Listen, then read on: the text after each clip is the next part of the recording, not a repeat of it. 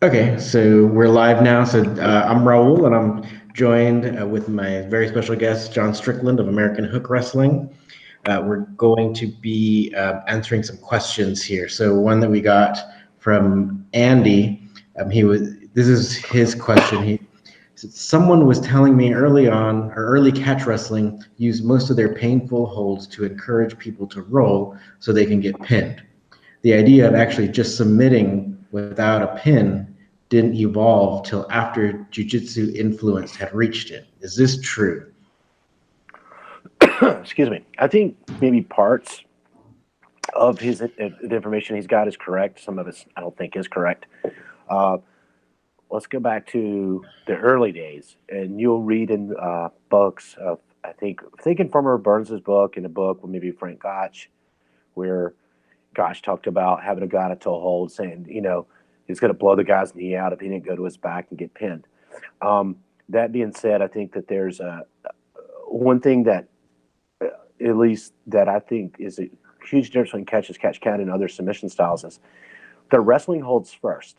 So a double wrist lock is a wrestling hold. I mean, it's used as a wrestling hold. You can hold somebody down with a double wrist lock and not even have your body on them. So it's a hold that I can use to pin or hook or submit a guy with. So yes, in a sense that some of the holds were designed, or you could have a guy turn over into a pin to relieve the pressure. Uh, to, but to say that it was changed with jiu-jitsu's influence, I don't think really holds a lot of weight, because I know Dick Cardinal and Billy Wicks both had talked to me many numerous of times in detail of matches they had in the athletic shows where they're shooting, and the goal was to actually submit the guy, not pin the guy. And that was what they wanted them to do, was submit the opponents. And that was long before jiu-jitsu had established itself as um, a sport in this country. I mean, you still had probably some jujitsu practitioners around, but like most of those old time guys in the parts of the country that lived in had never even seen jujitsu. So Yeah, if you can just let them know a little bit more about the whole AT show thing, where it's like, yeah, because there were a lot of guys who did an amateur style of wrestling, so they were actually pretty good, right? So in order to avoid maybe losing to them, you just want to go straight for the submission. Is that correct? yeah, well, I mean, one bout comes to mind that Dick Cardinal had, where he wrestled a kid. And I think it was from the University of Washington at the time. The kid was an All American, and it'd been public knowledge that he'd been going around saying how he was going to embarrass Dick, he's going to hurt Dick, blah blah blah, you know. And so they had this athletic show, and August Sepp had gone to Dick and told him, you need to put him away.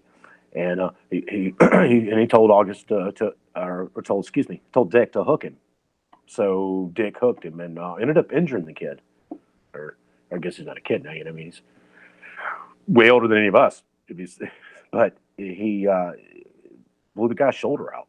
Um, and so when you think about the athletic shows in the sense of uh, the submission, I mean, that was one of the and let me back this up.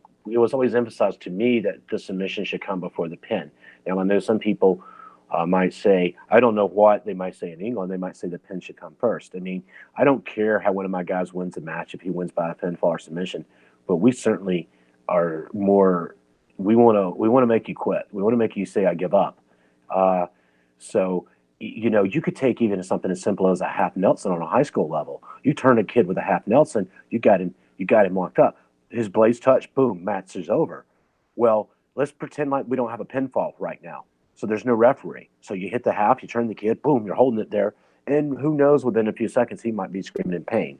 Or if you change the angle a little bit, certainly the half can be used as a submission. So um, I think that's something that is overlooked with a lot of people when they do look at catch as catch can. I think they think, oh well, uh, you had a pen in their separate areas, and they're not. It's one style. It's I use a wrist lock to pin. I use a wrist lock to throw. I use a wrist lock for escape, reversal, submission. I use a toe hold for basically the same things, except maybe possibly a takedown.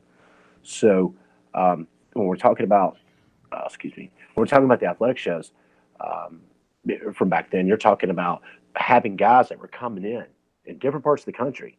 Uh, Billy Wicks and so the guys in the Midwest, a lot of the guys you'd get, the tough guys were some of the good amateur wrestlers in Iowa, Wisconsin, Minnesota, that part of the country.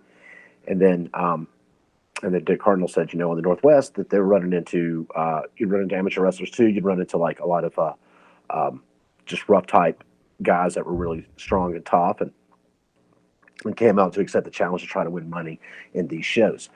The chance that you get a good amateur in there, I mean, they don't know who's going to step up. So you get some guy who's a ringer, and you might have a guy who's great at pinning, like I've seen many times. I would be willing to bet money that John Smith would take down most old-time greats in a takedown match.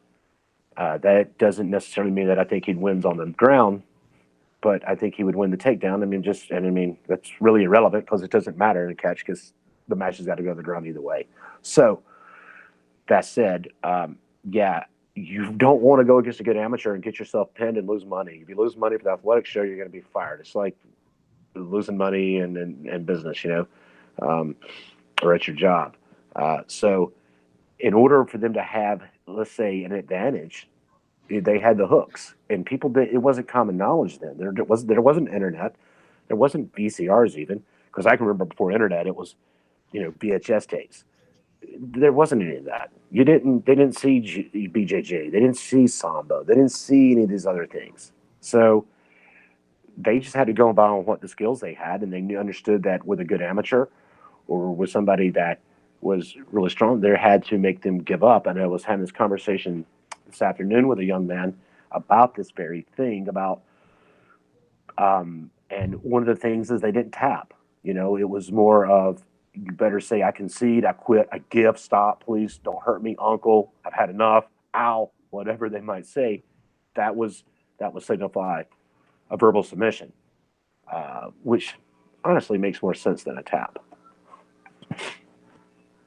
Yeah, sometimes it might even be easier to hear because, like, when you're rolling and like they're tapping on the other side of your guys' bodies or whatever, and you might not even hear it. Yeah, I had a young man who was in the Air Force and ended up hurting about a year ago, I guess. It was accidental. It was on what people refer to as a gotch toe, and I had him over. I didn't know he was tapping, and it was the way his arm was kind of pinned up under him, and it was one of those like, barely like moving the hand time to time. I'm like, man, I didn't know he was tapping, and within just a second, then he yells. I'm like, whoa, let go, and so I think from brain to mouth signal, I think would have to be quicker, right, than the brain to the hand signal to like start hitting the mat. And like you said, you can be in weird angles. You can have different scenarios and situations occurring where somebody doesn't see, hear, or feel a tap. But if somebody yells like "quit," that's pretty straightforward. So. Yeah, so then it kind of leads me to think, and like I want to get your thoughts on this. Then, so I mean, since there was this separation between amateur and catch wrestling that happened early on, I mean, I think nowadays a lot of people are thinking of amateur as being like the end all be all of wrestling, and they have so almost like it's been separated from, like, so how you mentioned earlier, like you can use a double wrist lock or even like a type of key lock or short arm scissors to pin somebody. That was always never that wasn't separate from wrestling a long time ago, but Well, it is now, right? Mm-hmm. yeah, and I think a good point, a good analogy. This might not hit home for everybody, but anybody who you know follows like football today, or even if you just sometimes catch sports news, you don't have to follow football, but you hear about the stories of them trying to make the game safer because of injuries and there's certain hits you can't do anymore. I hear people all the time saying it's not football anymore. You can't do these things. Well, imagine wrestling that way, and that's exactly what that's what has happened over the years.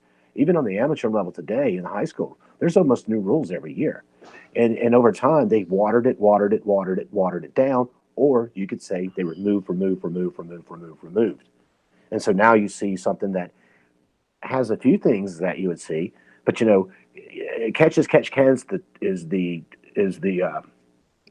basically the your toothpaste canister, and squirting the toothpaste out is the wrestling. And once that's out, you can't really just take that and shove that back in, because it worked as a system where it was I mean, you've got, of course, you got single legs, and you got sit outs and switches, and whizzers, and all these things you see, leg ride and all this stuff. But you also have to understand the history of amateur wrestling in this country, and how it has just, it doesn't even look like it used to. And a lot of kids today think, well, wrestling today is a lot more powerful and explosive. Amateur is more explosive today because you have to wrestle with urgency, because you wrestle in periods that are broken up into short time limits. You know, we're talking about, let's put two men on the mat and wrestle for the next hour and see who wins. No points. Let's see who wins. So this is a complete different. It has evolved differently in that sense. When you think about it, like, let's say pre-World War II in that area, it was called catch as catch can.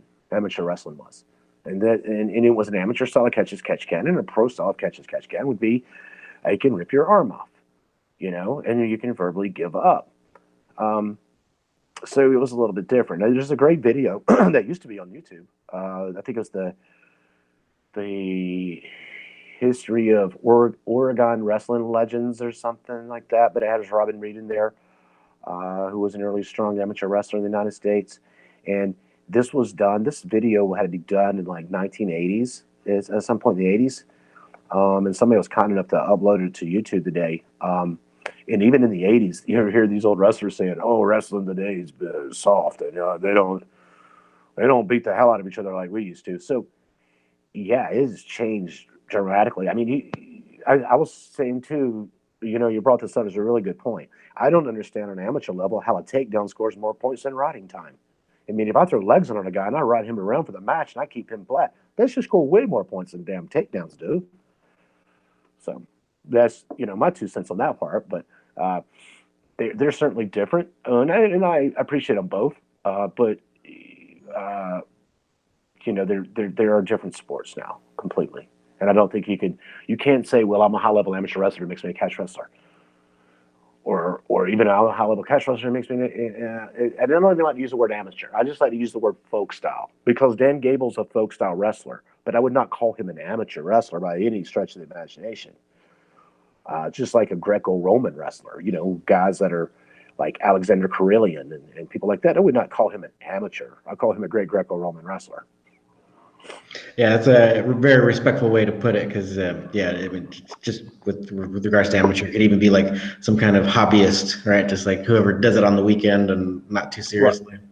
Right. Yeah, exactly. I mean, you know, so I mean, I don't think there's a man alive that, I don't care how good his game is, that could sit there and say that he wouldn't be concerned about wrestling Jordan Burroughs. He'd be insane. I don't care if his name was John Frank Gotch, I'm a super duper hooker, Pesic, Ed Stringer, Lewis Stacker. He would have to be concerned about that guy. That guy's phenomenal.